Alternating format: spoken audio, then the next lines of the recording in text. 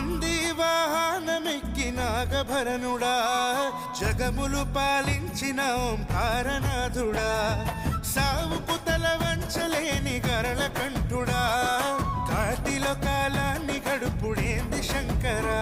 సంతాన జవలె వట్టి ఇల్లిల్లు తిరుగుతావు నీ రూపు దాచి జనుల పాపాన్ని వెతుకుతావు నీ శ్వాసలోని జగమే ఊపిరిని పీల్చునంట నీ సైగతోనే బల్లి సత్యాన్ని పలుకునంట